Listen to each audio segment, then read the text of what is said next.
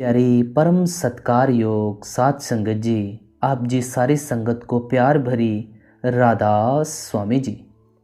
गुरु प्यारी साध संगत जी, आज की यह वाणी स्वामी जी महाराज जी की वाणी है और आज के हम सत्संग के वचन ले रहे हैं। चरण गुरु हृदय तार रही।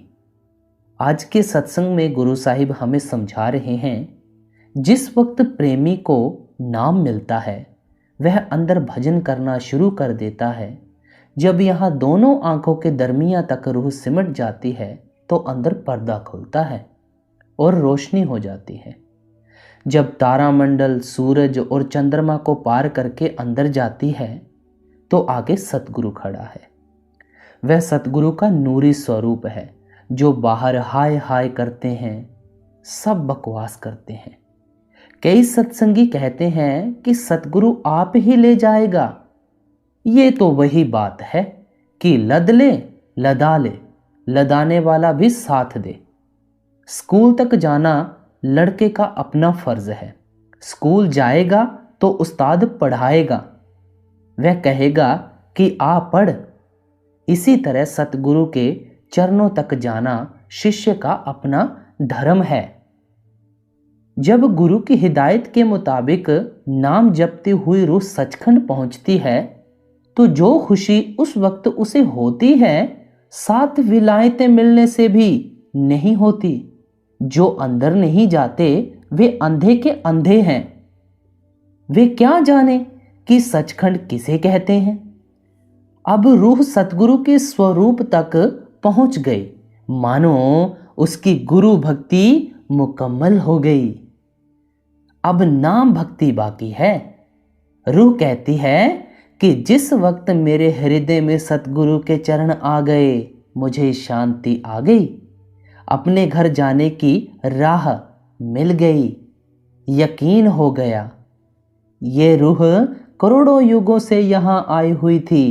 कभी कुत्ता, कभी बिल्ला, कभी कीड़ा, कभी पतंगा, कभी घास फूस, कभी किसी योनि में तो कभी किसी योनि में। संसार समुद्र में बही जा रही थी। अब जो दरिया इधर बहता था उल्टा बहने लगा। 84 का चक्कर रुक गया। रूह आजाद हो गई। पहले भूली हुई थी, अब अपने देश की राह मिल गई। जो अंदर नहीं गए वे किस तरह कह सकते हैं कि हमारी धार उल्टी है। इस धार में तो बड़े बड़े ऋषि मुनि पैगंबर बहे जा रहे हैं, जिन्होंने अंदर जाकर उन देशों की लज्जत नहीं ली, शांति हासिल नहीं की। उन्हें क्या खबर कि सतगुरु क्या चीज है। अगर कुछ समझते तो क्या मंसूर को सूली देते, गुरु तेग बहादुर का शीश उतारते, गुरु नानक साहिब से चक्कियां पिसवाते? हरगिज नहीं। असल बात तो यह है कि मोरी के कीड़े मोरी में ही रहना चाहते हैं। उनको बाग की खुशबू की क्या खबर। जब मंसूर को सूली पर चढ़ाने लगे तो उसने कहा कि ये मुझे देख नहीं सकते, समझ नहीं सकते, पहचान नहीं सकते। आगे बाणी में फरमाते हैं, भोग की धार कठिन अति भारी, सो अब उलट बही।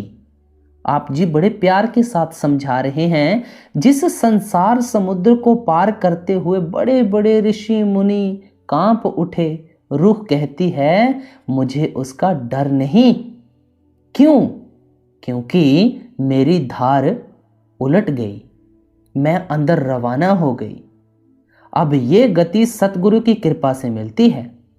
अगर शिष्य नाम लेकर मन इंद्रियों को साफ नहीं करता, जीवन पवित्र नहीं। चाहे 100 साल बैठा रहे, कुछ नहीं बनता। अगर डॉक्टर से दवाई लेकर आले में रख छोड़े तो बीमारी नहीं जाती।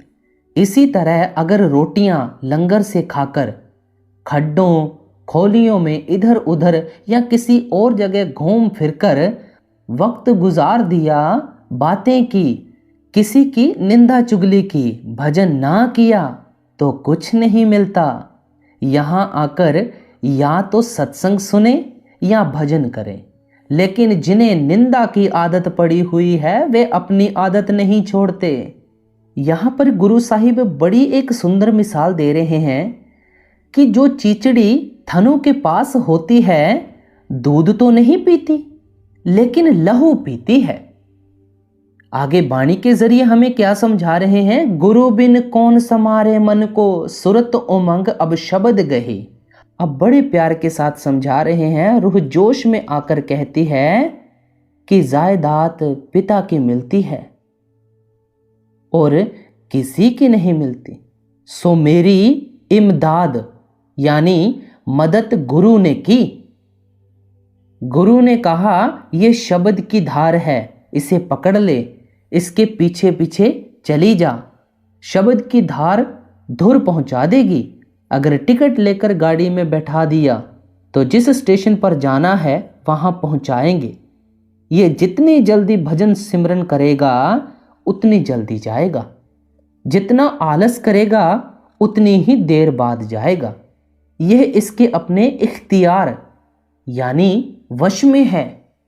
अब रूह कहती है यह मन करोड़ों जन्मों से विषय विकारों में, नरकों स्वर्गों में धक्के खाता फिरता था, आज मेरे काबू में आ गया, शांति हो गई।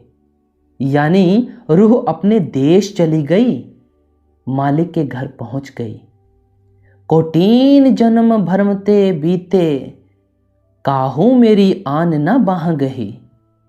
कहते हैं जिस दिन से दुनिया बनी है मैं यहां आया हुआ था। करोड़ों जन्मों से 84 के चक्कर में गंदी गंदी योनियों में भटक रहा था। मेरी किसी ने मदद नहीं की, बाह नहीं पकड़ी, ना माँ ना बाप ना बहन ना भाई ना किसी और ने। अगर पकड़ी तो गुरु ने, यह उसकी मेहरबानी है। अब के सतगुरु मिले दया कर, शब्द भेद उनसार दे। कहते हैं कि मेरे बड़े ऊंचे भाग्य कि मनुष्य जन्म पाकर ऐसे सतगुरु मिल गए। उन्होंने बाह पकड़ ली यानी शब्द दे दिया। कौन सा शब्द? सार शब्द, सीधी सड़क बता दी।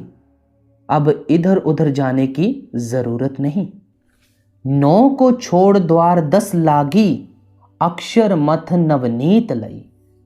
कहते हैं मेरी रूह शब्द की लज्जत ले रही है। किस तरह पहले दोनों आंखों तक 9 दरवाजे छोड़ दिए, फिर सहस्त्रल कमल खाली कर दिया, फिर ब्रह्मा, फिर पार ब्रह्मा, इन देशों तक माया है, इससे ऊपर माया नहीं। नवनीत कहते हैं मक्खन को। मेरी रूह सभी देशों को क्रॉस या पार करती हुई ऊपर आ गई। मक्खन यानी सार वस्तु मिल गई। जब क्षर अक्षर दोनों से ऊपर पहुंची तो सारे गिलाफ उतर गए। असली चेतन सतह हो गई। अब रूह नंगी हो गई। ना यह स्थूल शरीर है, ना इसके अंदर वाला सूक्ष्म और ना कारण, ना ब्रह्मा है ना माया। उस वक्त ये कहती है कि मैं आत्मा हूं, आत्मा हूं। जिस तरह एक बहुत सुंदर गैस लैंप हो, अगर उस पर 40-50 टाट के पर्दे चढ़ा दो तो जिस कमरे में ले जाओ अंधेरा है। अब यहाँ पर हमें हुजूर जी एक मिसाल के ज़रिए बहुत बाखूबी से समझाते थे कि अगर जिस तरह एक बहुत सुंदर गैस लैंप हो, उस पर 40-50 टाट के पर्दे चढ़ा दो तो जिस कमरे में ले जाओ अंधेरा है। ज्यों ज्यों पर्दे उतारते जाओ रोशनी की किरणें छन छन कर बाहर आएंगी और कमरे को मुनव्वर यानी रोशन कर देंगी। जब सारे पर्दे उतर जाएंगे, लैंप अपनी पूरी रोशनी में जाहिर हो जाएगा। इसी तरह हमारी रूह पर बहुत सारे पर्दे चढ़े हुए हैं। पहले ये स्थूल शरीर, फिर सूक्ष्म, फिर कारण, मन, माया, तीनों गुण सत रज तम, काम क्रोध लोभ मोह अहंकार और 25 प्रकृतियां। जब ये सारे गिलाफ उतर जाएंगे, रूह की रोशनी 12 सूरज की हो जाएगी। रूह कोई छोटी चीज नहीं। नौका पार चली अब गुरु बल, अगम पदार्थ लीन सही। मेरी रूह की किश्ती जो कि बहाव की तरफ बही जा रही थी, गुरु की कृपा से ऊपर दरिया की तरफ चल पड़ी। जब ऊपर की तरफ चली तो जाएगी कहाँ? जहाँ से पानी आ रहा है, यानी जहाँ से जिस देश में से पहले आई थी, उल्टी धार चढ़कर वहाँ जा पहुँचेगी। नौका कहते हैं किश्ती को। मुझे उस देश की राह मिल गई।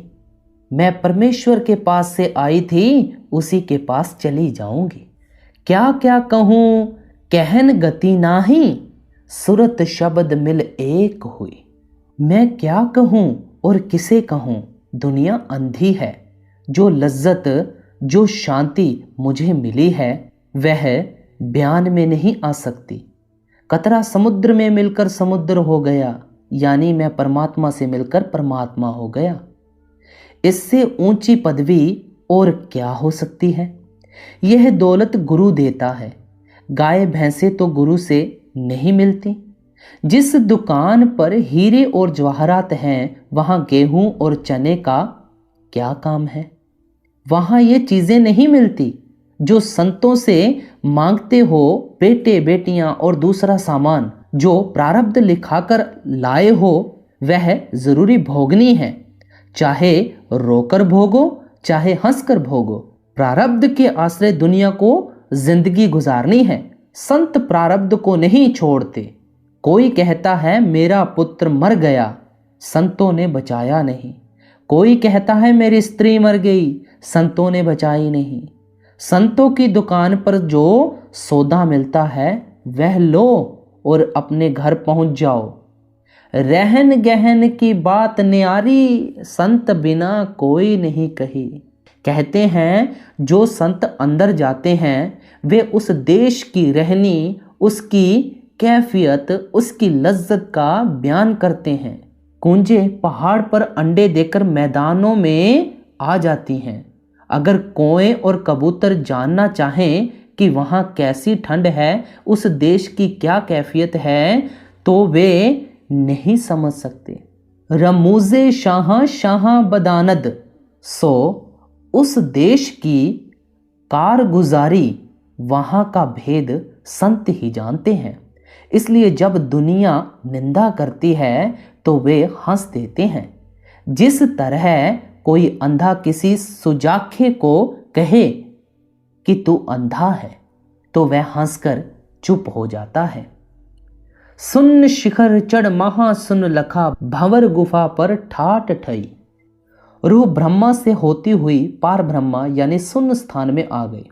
वहां पहुंचकर इसके सारे गिलाफ उतर जाते हैं। जिस अमृतसर में नहाने से मुक्ति होती है, अमर हो जाते हैं। वह इस दुनिया में नहीं, वह शून्य स्थान में है। अब रूह ने वहां स्नान किया, निर्मल हो गई। आगे महाशून्य में पहुंची। महाशून्य के आगे भंवर गुफा में, और भंवर गुफा से सचखंड में आ गई। सतनाम सतधाम निरख धुर, अलख अगम गति पाए गई। सचखंड यानी सतनाम से होती हुई अलख लोक में आई, फिर अगम लोक में, फिर उससे ऊपर राधा स्वामी धाम में आ गई। सुरत निरत संग चली अगाड़ी, राधा स्वामी चरणमयी। रूह राधा स्वामी कुल मालिक में से गई थी, राधा स्वामी में आ गई।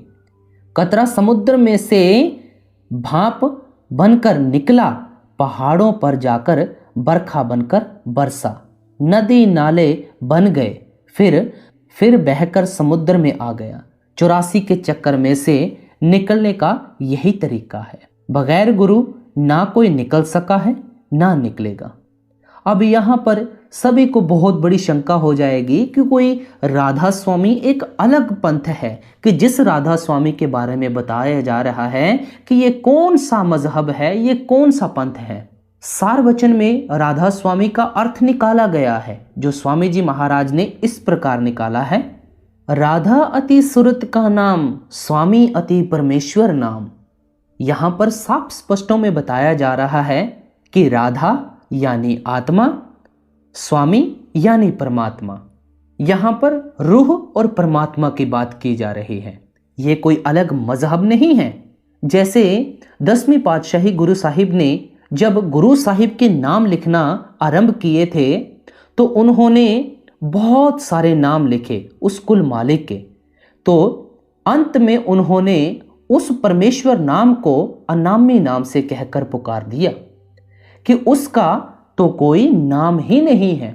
तो इसी तरह स्वामी जी महाराज ने भी इसको राधा स्वामी नाम से पुकारा है। ये कोई अलग मजहब नहीं है। आप इस शंका में मत रहना, ये कोई अलग मजहब है। यहाँ पर ये जो बताया जा रहा है, रूह राधा स्वामी कुल मालिक में से गई थी, राधा स्वामी में आ गई, ये कोई अलग मजहब नहीं है। आप इस बात को बखूबी समझना।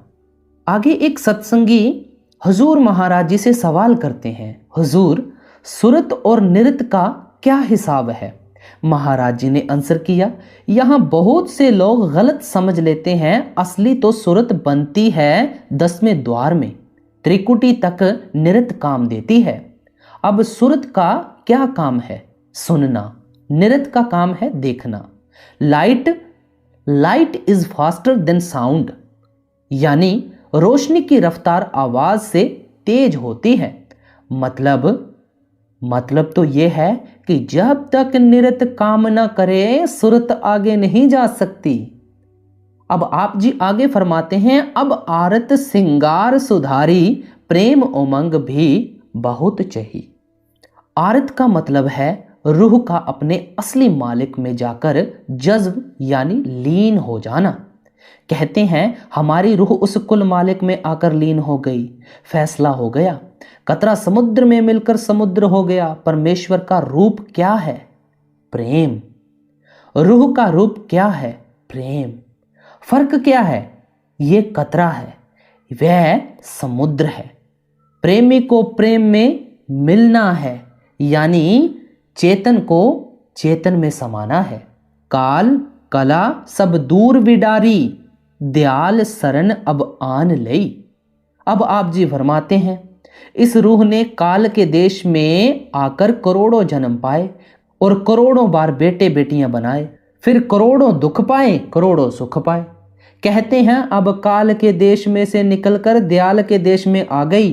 त्रिकुटी तक काल का राज है, उसके ऊपर दयाल का राज है। काल के देश में दुख है, दयाल के देश में शांति है। पचरंग बाना बहन विराजे, शोभाधारी आज नहीं। कहते हैं वह दयाल देश का मालिक 5 तत्वों का कपड़ा पहनकर सतगुरु बनकर मेरे सामने बैठा है और अंदर नूरी स्वरूप होकर दर्शन दे रहा है। जिस तरह ये 5 तत्वों का स्थूल शरीर है, इसी तरह वह 5 तत्वों का सूक्ष्म स्वरूप है। जीव काज निज भवन छोड़ कर जमा दूध फिर होत दही।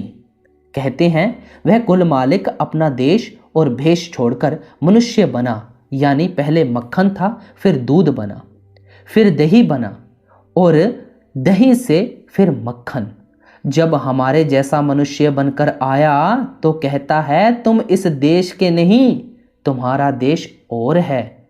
आओ मैं तुम्हें उस देश यानी सचखंड की राह बताता हूँ। तुम मेहनत करके अंदर चलो।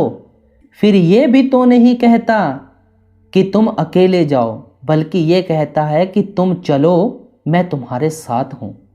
अब बावजूद इस रियायत के भी हम नहीं चलते। कितना अफसोस है ना। एक बार उद्धव ने कृष्ण भगवान से कहा, महाराज आप समर्थ हैं, यह जो दुनिया दुख उठा रही है इसे बैकुंठ अपने धाम में ले चलो। कृष्ण भगवान जी कहने लगे कि ये नहीं जाते।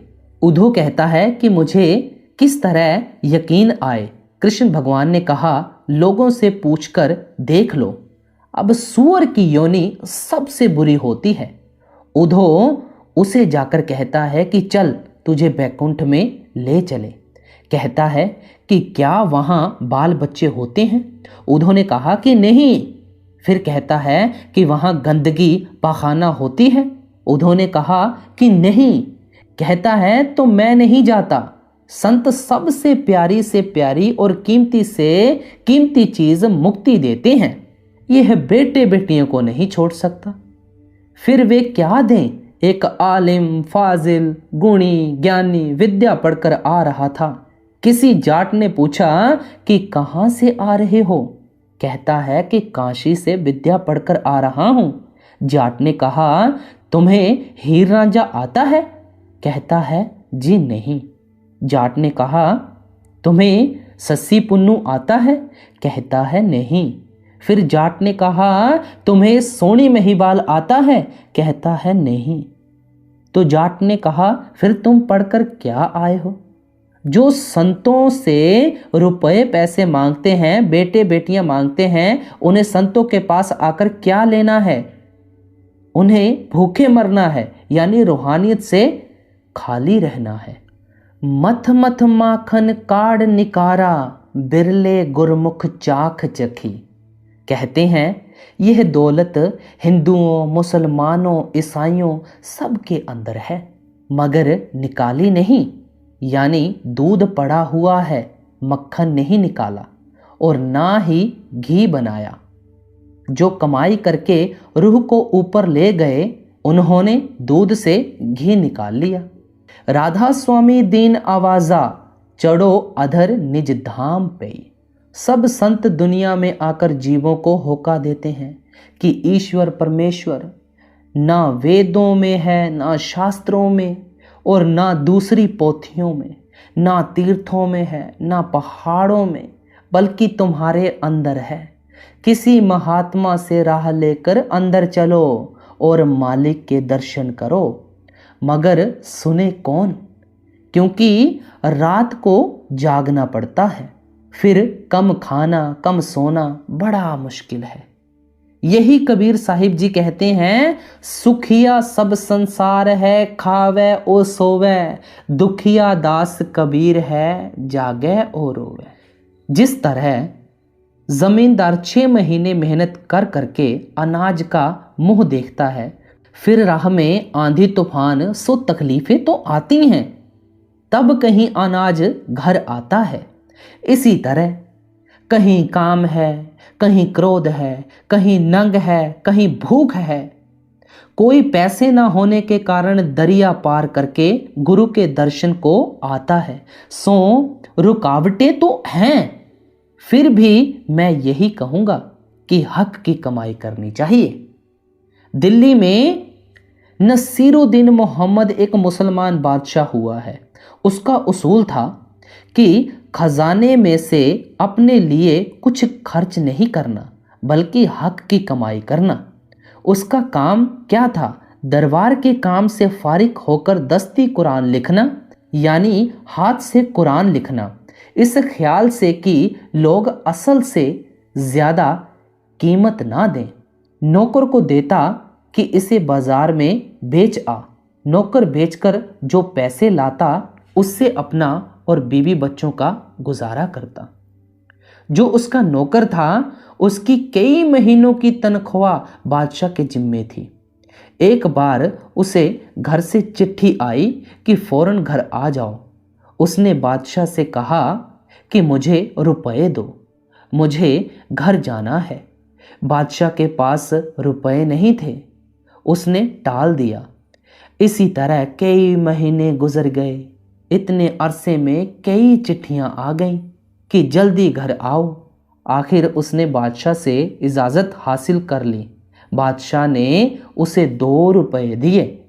वह हैरान हो गया। बादशाह ने कहा, मेरी हक की कमाई है, हक की कमाई में बरकत होती है, जा मालिक बरकत करेगा। नौकर 2 रुपए लेकर चला आया, मगर सोचने लगा कि मैं घर जाऊंगा तो वे संबंधी कहेंगे तो बादशाह का नौकर था, क्या लाया है। उस इलाके में उस साल अनारों की फसल बहुत अच्छी हुई थी। रास्ते में उसने एक जगह बड़े उम्दा और बड़े सस्ते अनार देखे। सोचता है 2 रुपए के यही खरीद लूं। 2-2, 4-4 सारे संबंधियों के हिस्से आ जाएंगे। ये सोचकर उन 2 रुपए के अनार खरीद लिए। अच्छी खासी गठरी बन गई। गठरी उठाकर घर को जा रहा था। उसका घर बागड़ देश में था। इत्तेफाक से वहां की रानी बीमार हो गई। बड़े बड़े डॉक्टर और हकीम बुलाए गए। उन्होंने कहा कि ये तब बच सकती है अगर इसे अनार मिले। अब उस इलाके में अनारों का नाम तक नहीं था। बादशाह ने ढिंढोरा पिटवा दिया कि जो एक अनार लाएगा उसे 1000 रुपया इनाम मिलेगा। इतने में ये भी वहां पहुंच गया। ढिंढोरा सुना, पता लगाया तो बात ठीक निकली। दरबार में गया। बादशाह ने अनार देखे, बहुत खुश हो गया। नौकर ने कहा कि जितने चाहे ले लो।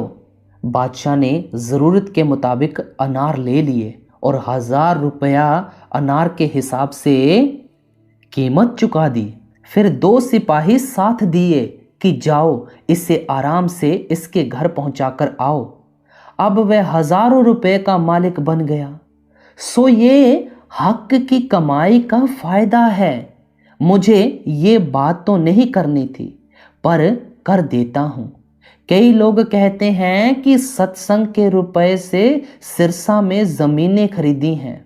मैं कहता हूं जरूर खरीदी हैं, मगर सत्संग के रुपए से नहीं, बल्कि अपने रुपए से। मेरी हाथों की कमाई है। मुझे सतगुरु ने रुपए बख्शे हैं। यहाँ जमीन का भाव है 100 रुपया कनाल। मुझे वहां मिली है 4.25 कनाल। मुझे कितना नफा हो गया। यहाँ से 25-26 गुना। ये किसकी कृपा है? सतगुरु की। और जो 40 रुपए कनाल मिलती है उसमें कुआं खुदवाना पड़ता है। वह 125-150 रुपए की पड़ती है। जब ये जमीन खरीदी गई तो 22,000 रुपए से सौदा हुआ। 1,000 रुपया पेशगी दिया गया और ये फैसला हुआ कि अगर हम 1 महीने तक पूरा रुपया अदा कर दें तो ज़मीन ले ले, नहीं तो 1,000 रुपया हमारा गया। अगर वह ज़मीन ना दे तो 2,000 रुपया हर्जाना हमें दे। उन दिनों किसी कारण से बैंक बंद थे, इसलिए बैंक में जमा रुपया ना मिल सका। उसने कहा कि इसमें हमारी बेइज्जती है। रुपए का इंतज़ाम हो जाए तो अच्छी बात है। उन दिनों डेरा में मन्ना सिंह भंडारी और भाई मिल्की राम खंजाची थे। उस वक्त उनके पास डेरा का 5,000 रुपया जमा था। उसने अपनी लड़की से सलाह की कि हुजूर को ज़रूरत है, कितना अच्छा हो अगर ये रुपया हुजूर को देकर अर्ज़ की जाए कि किसी से लेकर दिया है। ये सोचकर उसने रुपया देना चाहा। मुझे पता लग गया तो मैंने ये कहते हुए इनकार कर दिया कि अगर घोड़ा किराए पर लेना है तो क्या संबंधी का ही लेना है, अगर रुपया कर्ज लेना है तो क्या डेरा का ही लेना है। इसलिए रुपये का इल्ज़ाम इस तरह हुआ कि 3,000 रुपये मेरे पास थे, जो कि मैं अभी अभी नौकरी करके लाया था, और 13,000 मैंने एक दोस्त से लिए। मैं उसका शुक्रगुजार हूँ कि उसने आड़े वक्त मेरी मदद की। मैंने उसे लिखकर रसीद देने की बहुत कोशिश की, लेकिन वह राज़ी ना हुआ, बल्कि कहता है कि मुझे रसीद की ज़रूरत नहीं, बाकी रहे रुपए वह आप दें या ना दें मुझे परवाह नहीं। इसी तरह इधर उधर से लेकर 21,000 रुपये इकट्ठे करके ज़मीन ले ली। हर एक आदमी के अंदर अकाल पुरुष है, चाहे कोई चोर है, डाकू है, ठग है, खाली कोई नहीं। मगर जो भजन करते हैं, रातों को जागते हैं, वही ये दौलत लेते हैं। जैसे पानी हर एक जगह है, कहीं 10 हाथ नीचे, कहीं 20 हाथ, कहीं 50 हाथ तो कहीं 100 हाथ। जिसने कुआं खोद लिया उसने पानी पी लिया, जिन्होंने नहीं खोदा वे खाली आए और खाली चले गए। यही उसूल यहाँ रूहानियत में भी है। एक सत्संगी ने हुजूर महाराज जी से सवाल किया और उसने क्या किया, मुंह काला करके और गले में जूतियों का हार पहनकर हुजूर से कहने लगा, मुझे बख्श लो, मुझसे गुनाह हो गया। हुजूर महाराज जी ने कहा, सुन लो, किसी औरत ने एक बंदर और एक बकरा पाल रखा था। दोनों अपनी अपनी जगह बंधे हुए थे। एक दिन उसने रोटी पकाई, फिर ख्याल आया कि आज दही के साथ रोटी खाऊं। जब वह बाजार गई तो बंदर ने क्या किया, हाथों से अपने गले की रस्सी खोलकर सारी रोटियां खा ली, फिर अपने गले में रस्सी डालकर बकरे की रस्सी खोल दी। जब औरत वापस आई तो क्या देखती है कि रोटियां है ही नहीं, बकरा मकान में खुला घूम रहा है। समझी कि सारा कसूर इसी का ही है, लगी बकरे को मारने। कोई देख रहा था, कहता है कि यह इसका कसूर नहीं, सारा कसूर उस भले मानस बंदर का है। सो ये जितना कसूर है मन का है, शरीर बेचारे का क्या कसूर, कुछ नहीं। इसलिए शरीर को बदनाम करने की जरूरत नहीं। मन हमारा दुश्मन है, जो दुश्मन का कहना माने वह कब जी सकता है, कभी नहीं। मन ही तुम्हें चोरी, ठगी, ऐब पाप की तरफ ले जाता है। सो मन और सतगुरु दोनों को सामने खड़ा कर लो, फिर अगर मन का कहा माना तो मनमुख हो गए, अगर सतगुरु का कहना माना तो गुरुमुख हो गए। दो ही रास्ते हैं, चाहे इधर चले जाओ चाहे उधर चले जाओ। जा बैठ और भजन कर, बख्शने वाला तेरे अंदर है। गुरु प्यारी साध संगत जी, आज की इस वाणी में हुजूर स्वामी जी महाराज ने हमें बहुत ही बाखूबी से समझाया है और हमें इस सत्संग के ज़रिए जो भी हिदायत मिली है उस पर अमल करें। ऐसे ही और नए नए सत्संग सुनने के लिए, साखियाँ सुनने के लिए, परमार्थ से जुड़े रहने के लिए आप इस चैनल को सब्सक्राइब करके ऑल नोटिफिकेशन बेल ज़रूर दबा सकते हैं, ताकि आप ऐसे सत्संग रोज़ाना सुन सकें और साखियों को भी। तो इसी के साथ हम आपसे इजाज़त ले रहे हैं। बाबा जी की तरफ से आप सभी को बहुत बहुत प्यार और आशीर्वाद। राधा स्वामी जी।